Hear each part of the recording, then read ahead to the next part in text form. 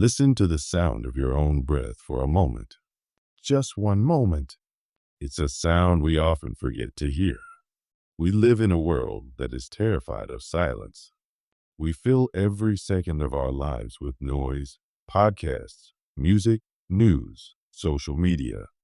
We do this because silence is where our truth lives, and for many of us, the truth is painful. In the United States, we are taught from a very young age that we must be somebody. We must have the career, the house, the perfect body, and the perfect social life. We are told that if we aren't constantly moving forward, we are falling behind. This pressure creates a weight on the chest that never truly goes away. It's a silent anxiety that follows us into our beds at night and waits for us when we wake up in the morning. But I want to ask you a question. Who are you when you aren't producing anything? Who are you when you aren't being a worker, a student, a parent, or a friend? Most of us don't know the answer because we have never spent enough time with ourselves to find out. We have become strangers to our own souls. We feel empty not because we lack things, but because we lack a connection to our own being. This emptiness you feel, this depression that hangs over you, it isn't a sign that you are failing. It is actually your soul's way of screaming for a break. It is your mind saying, I can't do this anymore. It is a forced stop. And instead of fighting it, instead of hating yourself for being tired, what if you just sat down? What if you admitted that you are exhausted? There's a massive power in surrender. Not surrendering to defeat, but surrendering to the reality of your human limits. Let's talk about the invisible chains we carry in our pockets. Every morning, before we even rub the sleep from our eyes, we reach for our phones. In that one movement, we invite thousands of strangers into our bedrooms. We see their curated lives, their best moments, their fake smiles. And subconsciously, we begin to judge ourselves. We compare our behind the scenes with their highlight reel. This constant comparison is a poison.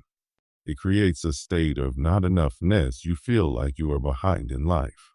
You see someone your age traveling the world or starting a business, and you look at your own life and feel shame.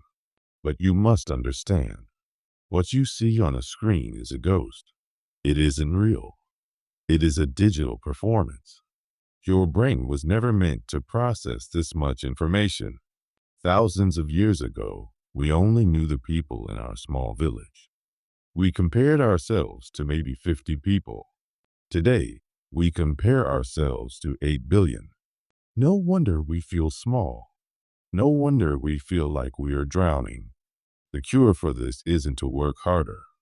The cure is to disconnect. You have to be brave enough to be boring in a world where everyone is trying to be extraordinary. There is a profound beauty in being ordinary. There is beauty in a quiet morning.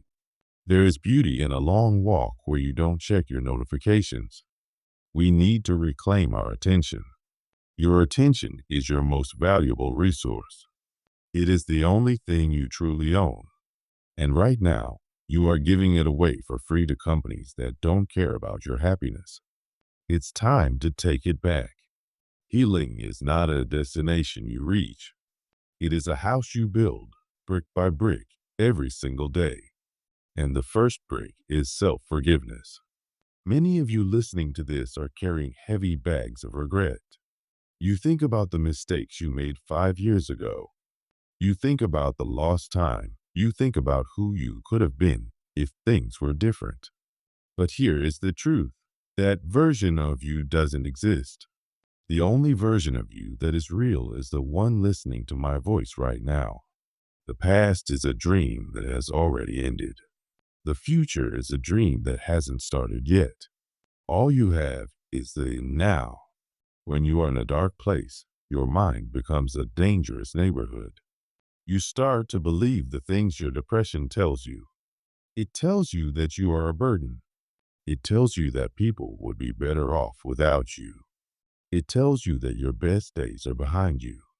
These are lies. These the symptoms of a tired mind, not the truths of a human life. Imagine you are standing in a river. The water is cold and the current is strong. Depression is the current trying to pull you under. To survive, you don't try to swim against the whole river. You just find a rock to hold on to. You hold on until your breath comes back. You hold on until the water calms down. Eventually, the river will change. It always does. Nothing in this universe is permanent, including your pain. The sun will rise again, not because you fought for it, but because that is what the sun does. Your job is simply to stay alive until it happens. As we reach the end of this time together, I want you to look at your hands. Look at the lines on your palms. Those hands have held things. They have touched people. They have worked, and they have rested. You are a miracle of biology. You are made of atoms that were once inside of stars. You have a heart that beats without you even asking it to. You are a masterpiece of existence, even on the days when you feel like a mess. The journey out of the dark is slow. It is not a sprint. It is a very long, very quiet walk. Some days you will take 2 steps forward, and some days you will take 3 steps back. That is okay. That is part of being human. In the United States, we love comeback stories. We love the hero who rises from the ashes. But the most heroic thing you can do is simply to decide to be here tomorrow. To decide that despite the wait, despite the fog, and despite the noise, you are going to keep going. I want you to go outside today. Look at the sky. Notice how big it is. Notice that the world is much larger than the problems inside your head. You are a part of this world. You belong here. You have a seat at the table of life, and nobody can take it from you. Take a deep breath. Release the tension in your shoulders. Forgive yourself for not being perfect. You are exactly where you need to be to start again. The light is coming. Can you see it? It's faint, but it's there. Keep walking toward it. Slowly, one micro win at a time. I believe in you. Not because of what you do, but because of who you are. Peace be with you.